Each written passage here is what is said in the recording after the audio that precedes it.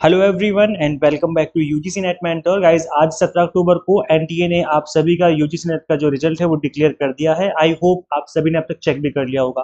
Guys देखिए, इस बार almost सभी सब्जेक्ट की जो कट ऑफ है वो ऊपर गई है।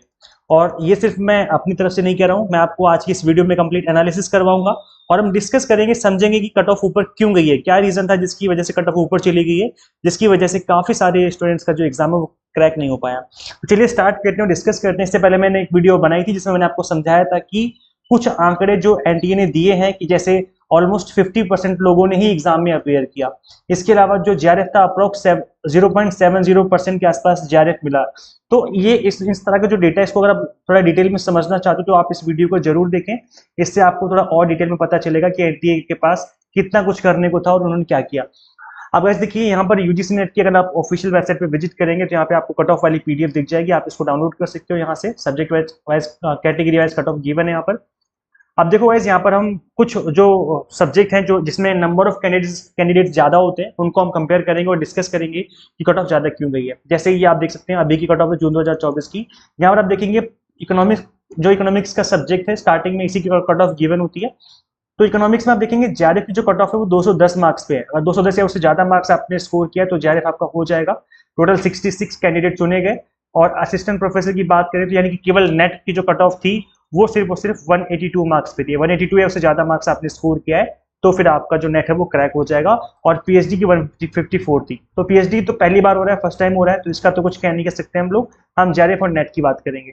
तो वैसे देखिए, जेआरएफ जो था वो 210 नंबर पे हुआ है इस बार। अब देखेंगे हम लास्ट ईयर की कट ऑफ, दिसंबर 2023 की कट ऑफ थी, लास्ट सेशन की जो कट ऑफ थी इकोनॉमिक्स की। आप देख सकते हो जेआरएफ कैटेगरी की जो कट ऑफ थी वो थी सिर्फ और सिर्फ 180 नंबर। 180 नंबर लाओ और जेआरएफ लेके जाओ, सिर्फ और सिर्फ 180 नंबर। अब कितनी है? 210।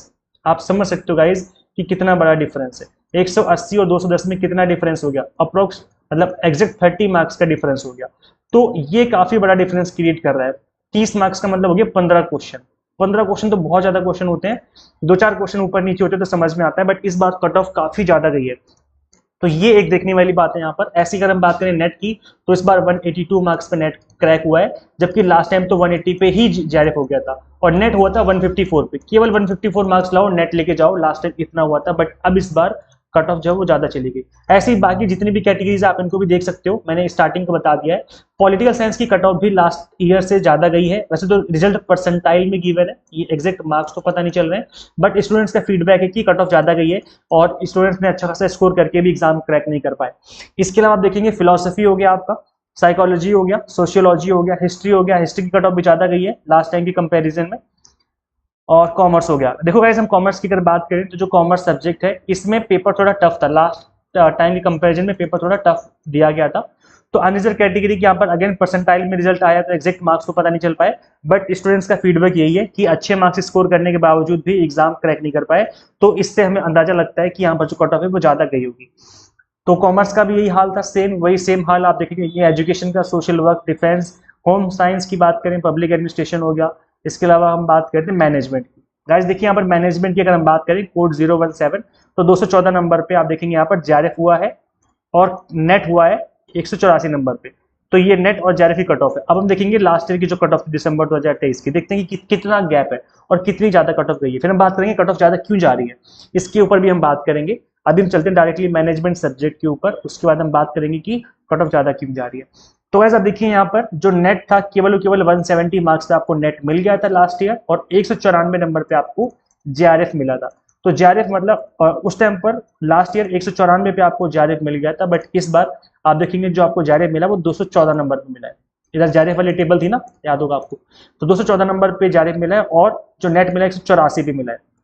लास्ट ईयर का जो नेट था वो मिल गया था हमें 170 पे, जबकि इस बार 184 नंबर आपको लाने पड़ रहे हैं नेट क्रैक करने के लिए। तो इस बार जो देखेंगे आप कट ऑफ जो है सभी में ज्यादा जा रही है। जेआरएफ 214 और यहाँ पे 194।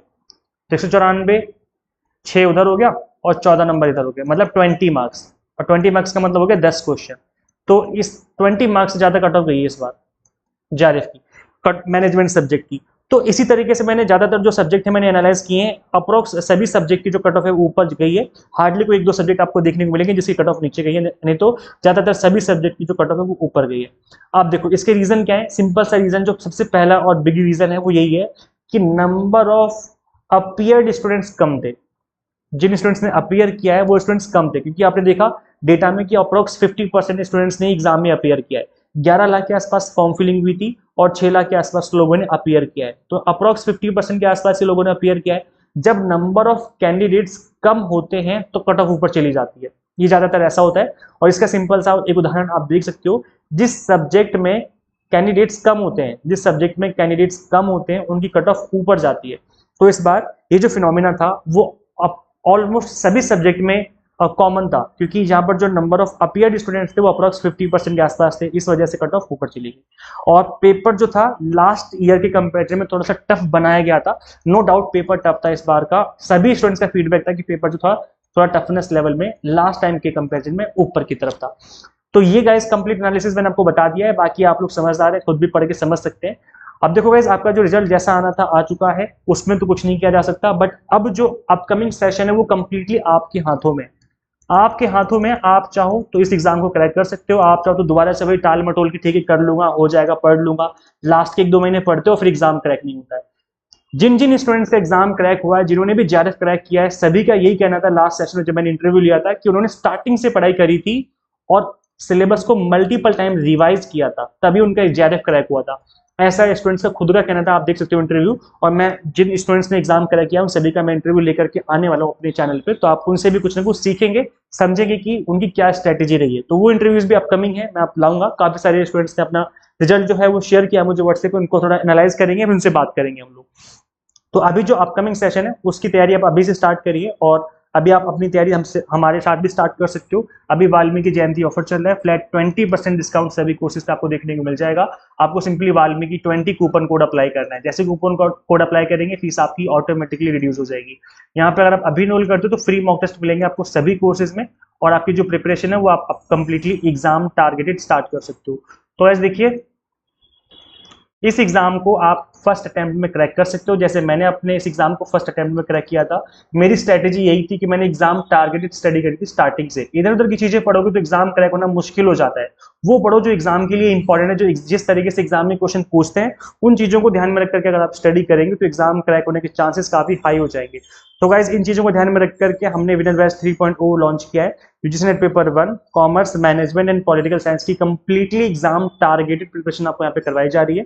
कंप्लीट कंटेंट बाइलिंगुअल मिलेगा आपको, 100 मॉक टेस्ट मिलेंगे प्रैक्टिस करने के लिए, पीडीएफ नोट्स मिलेंगे जिसके थ्रू आप multiple time revision and practice कर सकते हैं। तो गाइस किस तरीके से आपको इनरोल करना है, आपको सिंपली गूगल प्ले स्टोर से एग्जाम मेंटर ऐप इंस्टॉल करनी है। अगर आप आईएएस यूजर है तो उसका लिंक भी आपको इसी वीडियो के description box and comment box में देखने को मिल जाएगा।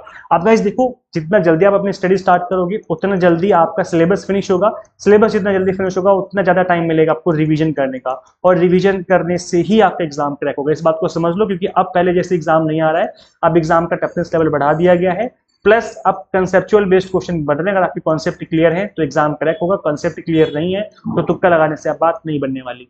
तो इन चीजों को ध्यान में रख करके अपनी स्टडी स्टार्ट करिए। क्वालिटी बेस्ड कंटेंट मिलेगा आपको, A to Z exam targeted पढ़ाया जाएगा। इधर उधर की एक सिंगल मिनट की बातें नहीं होंगी, कंप्लीटली टू द पॉइंट और एग्जाम टारगेटेड हम आपको यहाँ पे स्टडी करवाने वाले हैं। So thank you so much for watching this video, share this video with all NET aspirants and guys subscribe for UGC update and assistant professor job updates. मिलते हैं फिर हम लोग नेक्स्ट वीडियो में। Till then keep watching UGC NET mentor. Thank you so much.